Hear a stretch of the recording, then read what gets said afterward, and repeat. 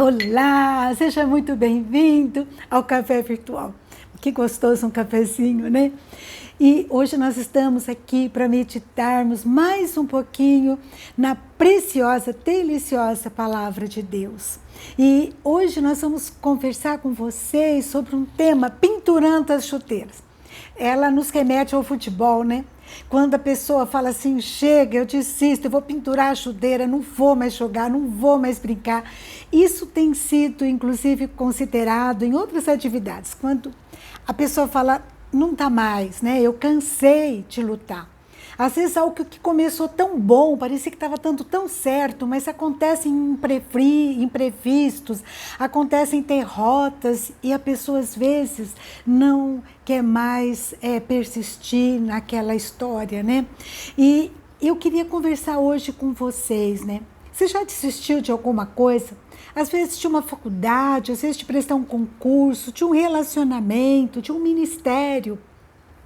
E eu gostaria de pensar na história de Terá. Terá viveu um pouco antes do ano 2000 a.C. E ele teve 3 filhos, né? Ele teve, lá em Gênesis capítulo 11, fala que ele gerou a Abrão, a Naor e a Arã. E Arã gerou a Ló, né? O sobrinho de Abrão, que a gente conhece tanto. O que acontece? Conta-se que lá em Gênesis 11, capítulo 31 e 32, conta que Tera, ele deixa a sua dos caldeus e vai para a terra de Canaã. Só que eles chegam numa cidade chamada Harã e ali eles ficam. É interessante lembrar que Harã, o seu filho, né, o pai de Ló, tinha falecido. Por que Tera deixou dos caldeus e foi para Canaã com esse destino? Alguns comentaristas dizem que é porque Abrão tinha recebido uma ordem de Deus para ele ir para Canaã e Tera acompanha seu filho Abrão. Conta-se, segundo lá em Atos, capítulo 7, versículo 2 e 3, Estevão fala que quando Abrão estava em dos Caldeus, ainda na Mesopotâmia, ele foi chamado para deixar sua parentela e ir para Canaã. Só que chegando, então, Tera sai com Abrão, seus familiares, com Ló, e chega num lugar intermediário, onde é chamado de Harã. A gente não sabe se esse nome foi dado em homenagem a seu filho que tinha falecido. E ali ele para, e ele fica lá até morrer. Ele não completa a sua meta, o seu projeto de ir até Canaã. Por que ele para em Harã? Alguns dizem que ele nem deveria ter ido, porque Abrão recebe a mensagem de Deus que era para deixar dos caldeus, deixar sua parentela. Outros dizem que ele foi com Abrão, porque ele estava triste, desolado, possivelmente, né, por conta da perda do seu filho Harã. Não sabemos, né? A gente sabe que muitas pessoas, elas mudam de atividade, mudam de cidade quando tem perdas, né? Como se essas mudanças pudessem ajudar. E elas ajudam? Não, né? Muitas vezes as pessoas mudam de cidade, deixam emprego, deixam familiares, por conta de uma dor, de uma perda, mas a dor faz junto com ela. De qualquer forma, o que eu quero pensar aqui com você é que Tera sai do dos caldeus com destino a Canaã e para em Harã. Por que será que nós desistimos de sonhos, de projetos, a gente muda de ideia? Por que será que tem sido um Harã na nossa vida? Harã era um lugar lá que fica no sul da Turquia, onde tinha muitas tribos arameias da família de Tera, de Abraão. E eles eram idólatras, adoravam a lua. E conta-se que, lá em Josué, capítulo 24, versículo 2, que Tera começou também a servir a esses deuses. E algumas coisas, então, podem, durante o nosso percurso, atrapalhar a nossa trajetória. Fazer com que a gente pinture as chuteiras, né? Arquive sonhos, projetos. E é sobre isso que eu queria falar. Às vezes é por causa de frustrações, de perdas, de fracassos, de medo, né? Às vezes é por causa do distanciamento de Deus, falta de orientação da parte de Deus, porque a gente fica insensível à voz de Deus muitas vezes. Não sabemos o que aconteceu com Terá, mas a gente sabe que durante a nossa trajetória, muitas vezes nós somos tentados a pendurar a chuteira. Você já foi? Eu já, muitas vezes. Vou contar uma delas, né? Eu entrei na faculdade, na USP de Ribeirão, e eu achei, uau, né? Ninguém acreditava, nem eu também. Prestei o vestibular e quando eu passei, eu fiquei tranquila, né? Não me dediquei a estudar. E a primeira prova que eu fiz de química, erradas anulavam certas. E eu consegui tirar 0,25, valendo 10. Naquela noite eu falei, o que eu estou fazendo da minha vida? Fiquei sem dormir, chorei, falei, eu vou voltar. Eu trabalhava no banco, ainda era menor, 17 anos, mas já trabalhava no banco. Eu falei, eu vou voltar para o banco, eu tinha passado numa faculdade particular também, eu vou fazer essa faculdade à noite, o que eu vou fazer da minha vida? Daí eu comecei a pensar na oportunidade que Deus estava me dando e que eu ia lutar mais por ela. Então eu orei e Deus trabalhou no meu coração e eu não pendurei a chuteira. E eu estou graças a Deus. Por quê?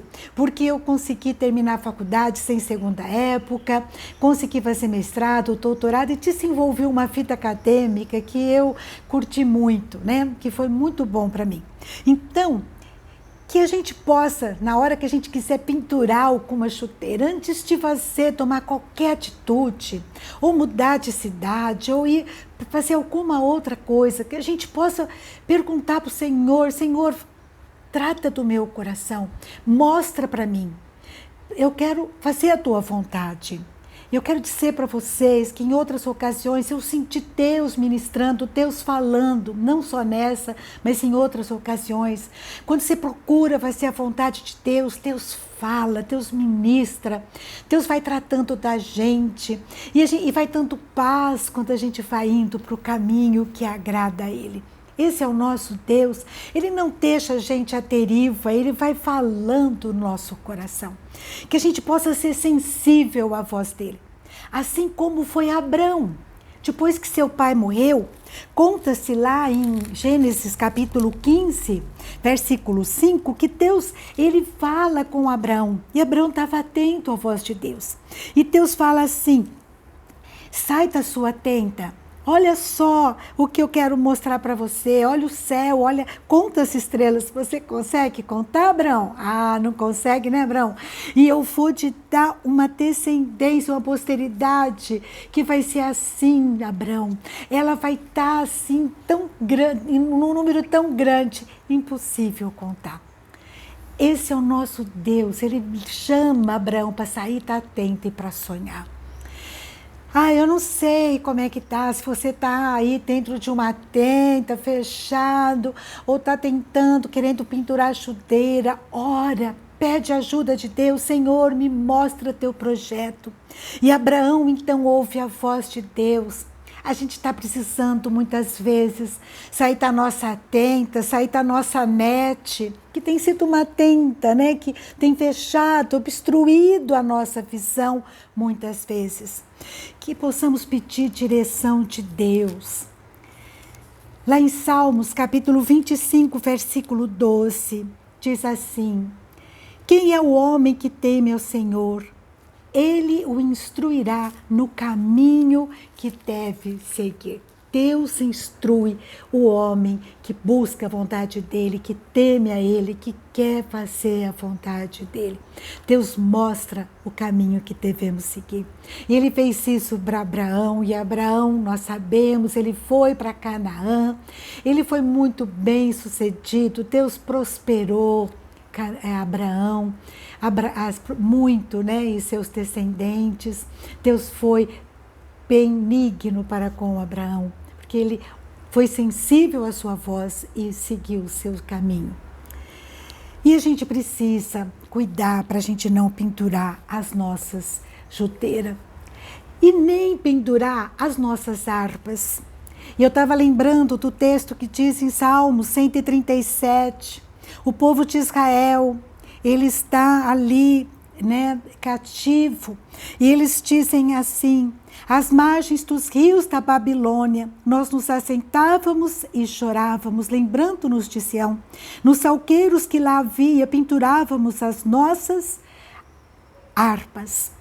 Pois aquele que nos levaram cativo nos pediam canções, e nossos opressores que fôssemos alegres, dizendo: entoai-nos algum dos cânticos de Sião. E eles dizem assim: como que a gente vai fazer isso em terra estranha? Não dá. Mas eu quero dizer para você, não importa onde você esteja, não pendure as suas harpas, a sua adoração nos salgueiros. É interessante salgueiro, né? A gente conhece como chorão. Ele tem uma árvore de ramos longos, né? Pendentes, melancólico parece, né? Lembra a melancolia, né? Mas parece então aquela dor que eles estão ali, né? Que lembra, o salgueiro lembra muito isso. Eles pinturam as harpas. Nós não devemos pinturar a nossa harpa, a nossa adoração. Não devemos pinturar a nossa chuteira. Não devemos ficar confinados na nossa tenda e nem deixarmos de adorar a Deus, nos alegrarmos, como Paulo nos ensina. Não importam as circunstâncias. Deus vai fazer diferença, Deus pode mudar a nossa história. Tem gente, eu estava pensando, que não é nem pendurar a chuteira, né? Tem gente que bate as botas, né? Bater as botas é outra linguagem popular, é um ditado, né? Morre, né? Morre por dentro. São pessoas que desistem, ficam confinados nas suas tendas, não têm a visão do plano de Deus para a sua vida. Meus amados, eu queria conversar com você. Eu não sei se você está pendurando as chuteiras, se você está dentro da tenda, se você deixou de adorar a Deus, se você deixou de se alegrar, de confiar, de ter esperança nele, se você está mergulhado, né, na tristeza, na comiseração, está lá em Harã, né, numa ouvida ou miséria, não quer continuar na estrada. Ore, seja sensível à palavra, à voz de Deus. E persevere, não pendure as chuteiras, não pendure a harpa de adoração, adore a Deus, creia, né, que Ele tem algo especial para fazer através da sua vida. Senhor, me mostra o caminho que eu devo seguir. Ele vai nos instruir, como está lá em Salmos, no caminho que nós devemos seguir. Não pendure a sua harpa, celebre a vida, não importam as circunstâncias. Pensa que nós temos um Deus que pode mudar a nossa história, que a gente possa deixar, né, a nossa inércia, né, não pendurar as chuteiras, não bater as portas, né, no nosso emocional, não ficar na net, né, confinado à nossa tenda, né, como uma fuga, e nem pendurar a nossa harpa, a nossa adoração, a nossa alegria. Porque nós cremos num Deus que intervém, que ouve o nosso clamor, que vê a nossa dor e pode mudar a nossa história. Você crê nisso? Vamos orar? Senhor, meu Deus, muito obrigada pela Tua palavra que é tão rica, Pai.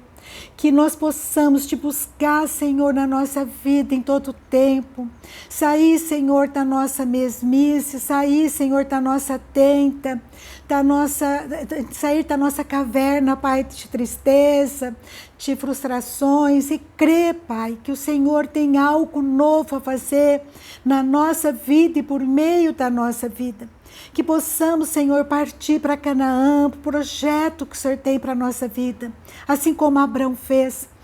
Nos dê sensibilidade, visão para enxergarmos a Tua vontade, Senhor. Oh, Pai, eu não sei como está a pessoa que está me ouvindo, Pai. Eu quero te pedir em nome de Jesus, vai tratando com cada um de nós, perdoando nossos pecados, meu Deus. Nós precisamos muito da sua intervenção, da sua orientação, da sua instrução para o caminho que devemos seguir. Que nunca paremos antes da hora, Pai, que perseveremos conforme o teu querer, conforme a tua vontade. E desde já te agradecemos, porque o Senhor é um Deus que ouve o nosso clamor e ministra nos corações. Vai falando a cada coração, que possamos, Senhor, sairmos dessa live, sairmos dessa meditação com o coração cheio de esperança, de alegria no Senhor. Sairmos da nossa tenda e nos colocarmos na Tua presença dia após dia, horário após horário, Senhor, o que o Senhor quer da minha vida. Que cada um que está me ouvindo faça isso agora, Senhor. Instrua, meu Deus, em nome de Jesus, pela Tua misericórdia a cada um de nós. Nós te pedimos, Pai, e agradecemos. Amém, Senhor. Amém. Meus amados, que Deus ministre ao seu coração, em nome de Jesus. Um grande abraço e até a próxima, se Deus quiser.